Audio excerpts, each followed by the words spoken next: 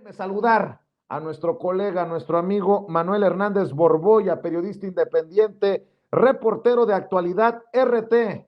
Mi querido Manuel, muchas gracias por tu paciencia. ¿Cómo te va? Muy buenas tardes, muy buenas noches. Hola, ¿qué tal, Vicente? Buenas noches. Un saludo para ti y el auditorio. Oye, pues el presidente Andrés Manuel López Obrador celebra hoy, Morena celebra también el tercer aniversario de la victoria histórica del pasado 1 de julio del 2018. Se vienen con todo los que llama el presidente adversarios, aunque algunos se asuman como enemigos.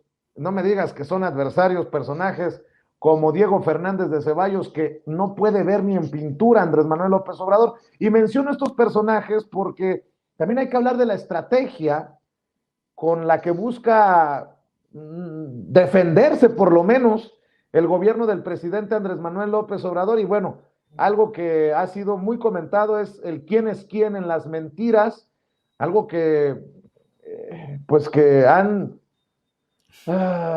reprobado los que formarán parte de ese segmento muy pronto. Y a mí me sorprende que haya voces incluso como las de Carmen Aristegui que diga que es un despropósito esto.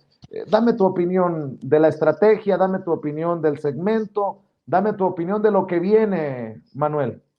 Bueno, yo creo que el tema de hoy del informe pues obedece más a un tema de un ritual dentro de la política mexicana. Sabemos que a López Obrador le gusta esta liturgia a la vieja usanza de los símbolos y de los rituales políticos y pues tenía que hacer algún tipo de acto para ejercitar la memoria sobre lo que significó el triunfo electoral del 1 de julio de 2018 y pues ha venido haciendo lo mismo en los últimos años, ¿no? A mí me parece que son dos informes muy pegados, el del 1 de julio y el del 1 de septiembre. No le veo mucho sentido, la verdad, pero pues bueno, él está haciendo este acto más para ejercitar esa memoria y lo que significó el día de la votación y motivar y sacar algo de las emociones que generó ese día entre sus simpatizantes, ¿no? Creo que en cuanto a lo del el quién es quién en las mentiras de la semana, como se le llamó oficialmente, me parece que en general pues es necesario un ejercicio de ese tipo, pero me parece que la implementación fue muy, muy, muy mala y quedó mucho a desear. Sí, sí fue deficiente, pero digo, uno esperaría que mejore, ¿no? La ejecución por parte de la encargada. Y tiene que, si no, termina siendo un balazo en el pie, ¿no?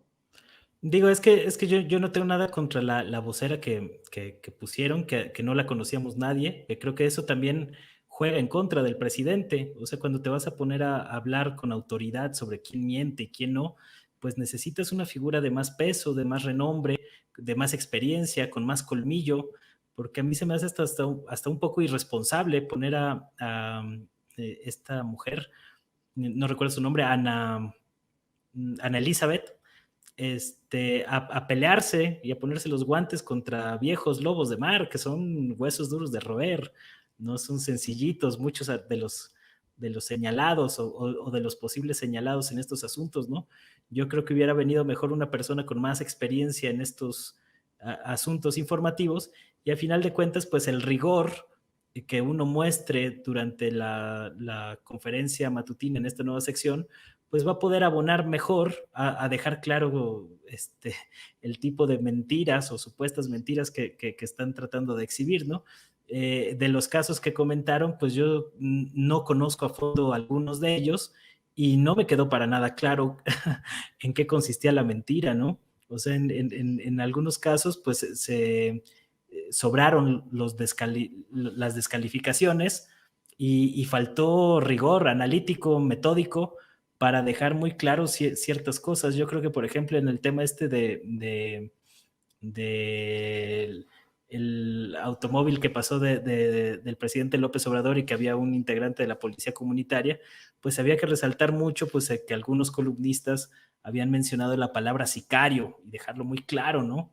¿Qué es un sicario? ¿Qué es una policía comunitaria? Y partir de conceptos muy básicos, pero todo fue bastante revuelto y demás, y creo que eso le juega en contra al presidente, porque lejos de contener la andanada mediática en su contra, abre más frentes de batalla por esta improvisación. Me parece que es la parte que a mí me preocupa un poco, que se ve demasiada improvisación en algo que se estuvo cacareando durante las últimas 2 semanas. Entonces yo creo que Le ganó el nerviosismo. Vamos a dejar el beneficio de la duda y vamos a ver el próximo segmento, porque material hay y un chingo, Manuel. sí, aunque más allá del nerviosismo, yo siento que faltan más tablas, poner más énfasis en el rigor. Uno como periodista pues sabe que entre más rigor tengas en tus investigaciones, en tus reportajes, vas más blindado, porque es más difícil que te puedan tratar de desmentir este tipo de cosas, ¿no? Entonces yo creo que hace falta no solo el nerviosismo, sino un manejo más serio de la información. Oye, Manuel, si yo decía que había un código, no sé, de silencio, de complicidad entre ciertos El pacto de personajes. impunidad de la prensa mexicana. Ándale, ándale, por ahí va la cosa. Oye, también me di cuenta que, pues, que no muchos están dispuestos a ser críticos con ciertos personajes como Carmen Aristegui, ¿no? O sea, me sorprende que no muchos estén dispuestos a debatir públicamente, a criticar públicamente, a diferir públicamente. Yo sí creo que Carmen Aristegui se equivoca al desestimar, al descalificar este segmento, incluso dice antes de ver de qué se trataba. Eh, en este sentido, yo te pregunto, ¿la prensa se regula con la prensa? ¿O es precisamente porque no hemos sido capaces, muchos, de asumir esa responsabilidad por la verdad y exhibir a esos que mienten en nuestro gremio, en nuestra industria, en nuestros medios, que pues da pie a que exista el quién es quién en las mentiras de la semana? Sí, pues yo no creo que aplique eso de que la prensa se regula con la prensa. Tampoco creo que el gobierno deba de regular a la prensa. Yo creo que es la gente, el pueblo, el que debe de regular a la prensa en general. Y de alguna manera, pues sí hemos visto un poco ese fenómeno en México. Esa parte a mí me parece positiva. Yo nunca había visto un debate tan álgido en torno a la veracidad de los medios de comunicación como el que existe ahora. Y era algo urgente, algo muy necesario. En los tiempos del monólogo neoliberal, pues no veíamos este tipo de discusiones, ¿no? Y de alguna manera, pues también esta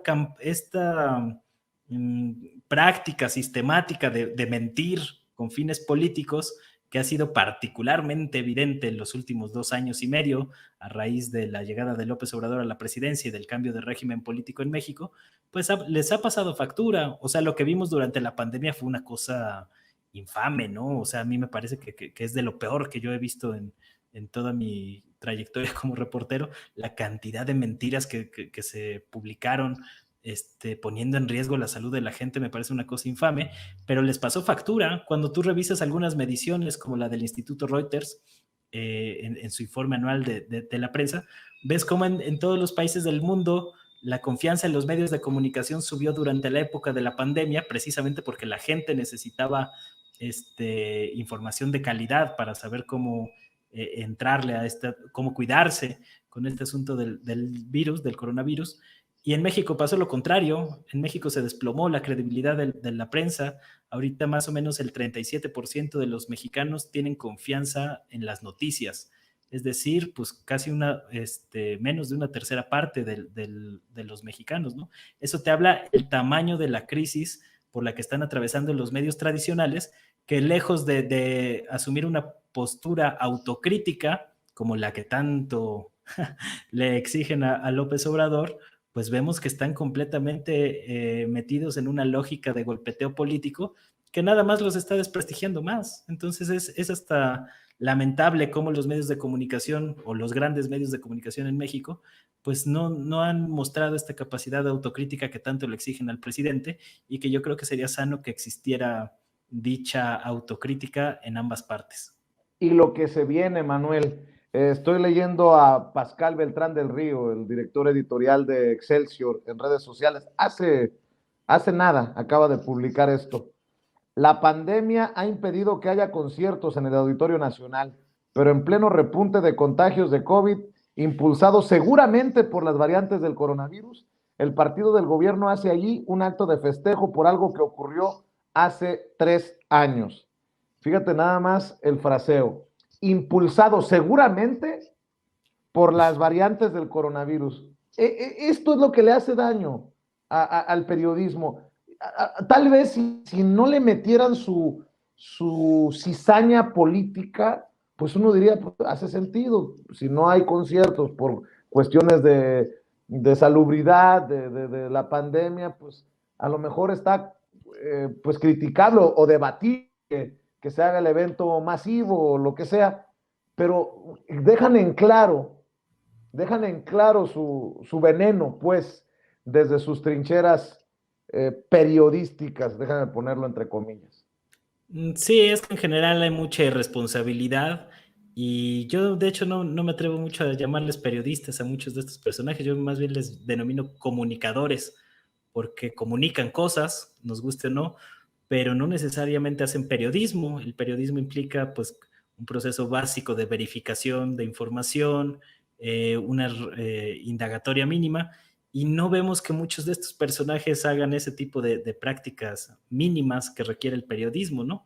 Vemos sí muchas suposiciones, como en este tweet que nos acabas de mostrar, y muy pocas certezas. Entonces a mí me parece que cuando uno tiene un micrófono delante o una pluma o alguna forma de comunicar algo a la gente y hacerlo público, pues tiene la responsabilidad también de hacerlo lo mejor que se pueda, ¿no? O sea, corroborar información, no empezar a soltar suposiciones, teorías y demás, que es una constante en la prensa mexicana y sobre todo los columnistas. Yo ya hay columnistas que digo, bueno, este es otra Bueno, no vamos muy que lejos. Riva Palacio, alucinando con el tema del espionaje y esas cosas. De esta calaña son de este nivel. sí, pues les da por inventar severamente, ¿no? Y que cada vez es más evidente.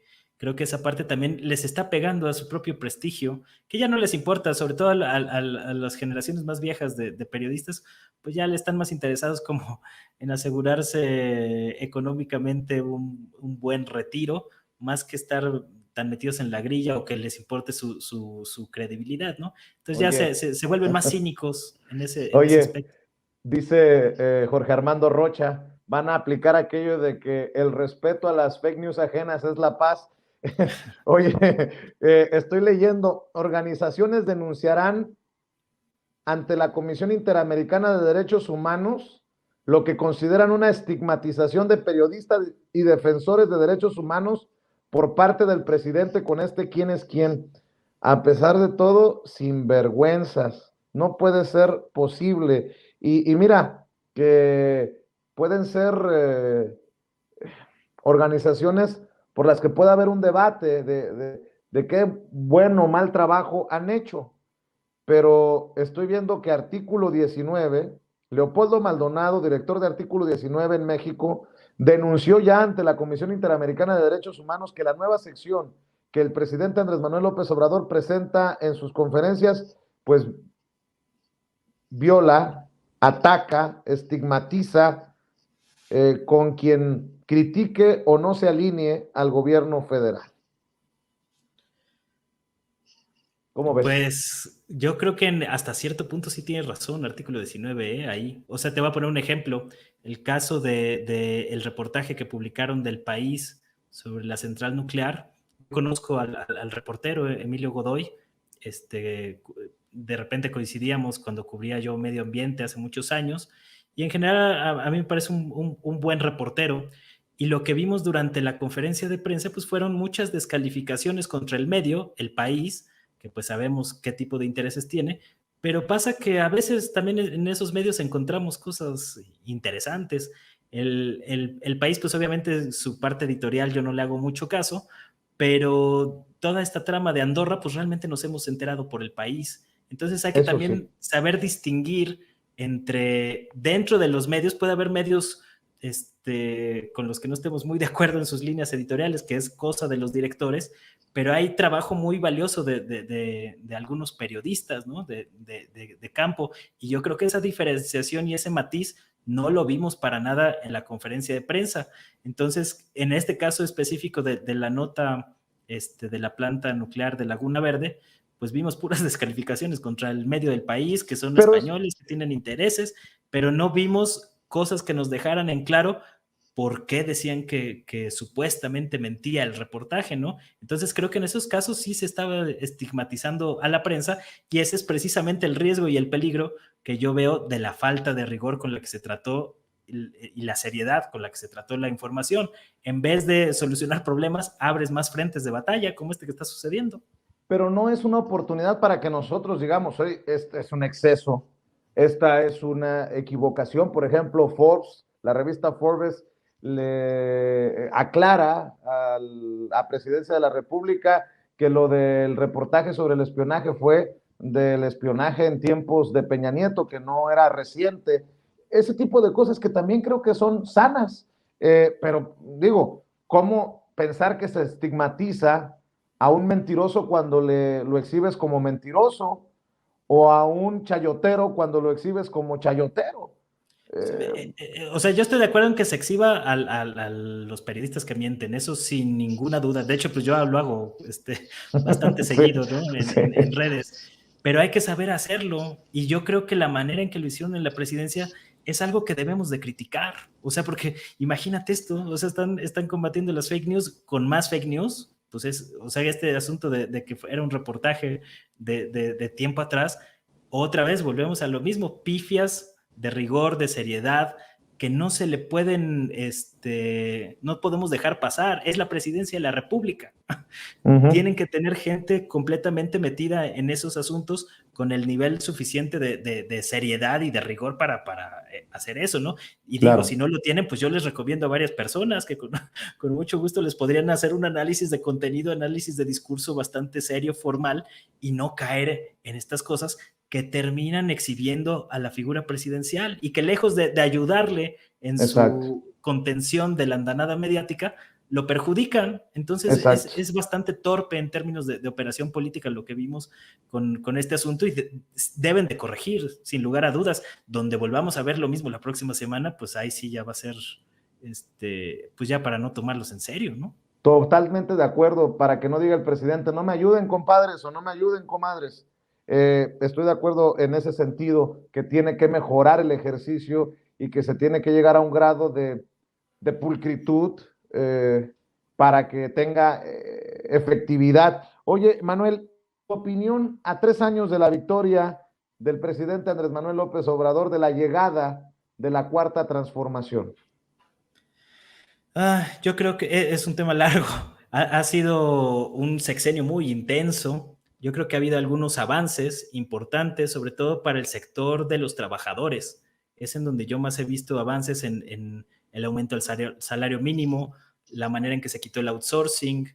En el tema fiscal, yo creo que es otro de los grandes avances de este gobierno, de que ahora sí, por fin se les está cobrando el dinero que debían a las grandes empresas y a los multimillonarios de este país, que ya estaban acostumbrados a no pagar impuestos y encima decir que ellos mantenían al país y generaban empleos y toda esta retórica que es muy de la derecha y de las cúpulas empresariales.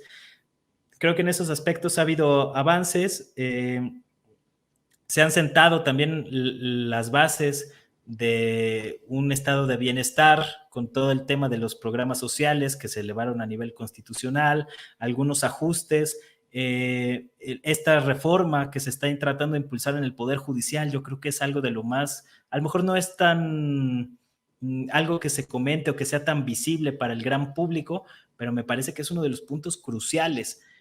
Y al mismo tiempo, pues hay muchos pendientes, ¿no? El tema de la inseguridad, de la violencia, yo creo que sigue siendo uno de los grandes asuntos que no se han atendido con los suficientes resultados, porque trabajo pues sí ha habido, ¿no? Es evidente que sí le han trabajado en ese asunto, pero no necesariamente ha dado los resultados. Yo creo que todo el proceso de la Guardia Nacional y demás fue correcto, fue algo que se tenía que hacer y que se hizo de manera ordenada, pero es insuficiente para la magnitud del problema que tienes encima. Obviamente también es muy difícil evaluar en situación pues, de la pandemia. La pandemia te vino a partir muchos de los proyectos que podía tener López Obrador. Creo que pues las posiciones que pierden en la Cámara de Diputados en las elecciones intermedias y demás le restan posibilidades de generar grandes cambios en la segunda parte de su administración. Estas contrarreformas energéticas que vimos que también son relevantes para el futuro del país, pues siguen ahí medio trabadas, y creo que en general es lo que le ha pasado al proyecto de López Obrador, que ha tratado de avanzar en ciertos aspectos importantes, ha tratado de cambiar algunas inercias, pero no terminan de cuajar. Lo vemos que en la lucha anticorrupción, hoy en el mensaje que lanzó López Obrador, contrario a lo que fue la toma de su mandato y demás, que ponía mucho énfasis en la lucha anticorrupción, ahora lo mencionó por ahí de lejecitos, porque no hay tantas cosas tan visibles, tan palpables, que podamos ver que se está combatiendo la corrupción. Todos los días oímos que la unidad de inteligencia financiera congela cuentas y hace cosas y demás, y está muy bien. Creo que ese es un gran avance de esta administración, pero no vemos, o sea, por ejemplo, el caso de Lozoya, pues cuánto tiempo lleva parado, que no sabemos nada, toda esta gran trama de corrupción gigantesca, que está ahí latente, pues no se termina de desentrañar. Me parece que el papel de Hertz Manero ha dejado que desear en esta primera mitad del sexenio, y no veo muchos señales de que vaya a haber un giro en este asunto. Y a mí me parece que pues este es un gobierno de transición. Obviamente en 6 años no se van a poder revertir todo el desastre que se generó en los últimos 35 años de neoliberalismo, y va a costar mucho trabajo volver a echar a andar al país. Va a ser un proceso lento. Muchos pues se desesperan porque ya quisieran ver resultados. No es tan fácil tampoco, y creo que pues los alcances de la cuarta transformación o de este sexenio de López Obrador, más allá de las buenas intenciones que pueda tener el presidente y el trabajo que le ha puesto, porque digo, puedes estar o no de acuerdo con él en algunas medidas, pero de que ha trabajado como ningún presidente, pues es evidente, ¿no? Creo que a pesar de las buenas intenciones, los alcances van a ser limitados. Así es. Manuel, te agradezco como siempre que nos acompañes. ¿Por qué no cerramos invitando a la gente para que te siga, para que te comparta, para que te busque en redes sociales? Sí, estoy ahí de lleno en el Twitter, Manuel H. Borbolla, ahí me pueden encontrar, ahí estoy de tiempo completo, digamos, y en el Facebook y en YouTube, que ya retomé por fin, después de 2 semanas de abandono, el sitio de YouTube, con mi nombre completo, Manuel Hernández Borbolla. Por ahí me pueden encontrar, y pues les agradecería mucho que suscribieran al canal. Muchas gracias, querido Manuel. Andan bravos todos en redes sociales, pero bueno, para eso nos alquilamos y de eso se trata, de provocar el debate. Te mando un abrazo, Y Manuel. divertirnos en el medio. Un abrazo, Manuel. Abrazo igual. Cuídate.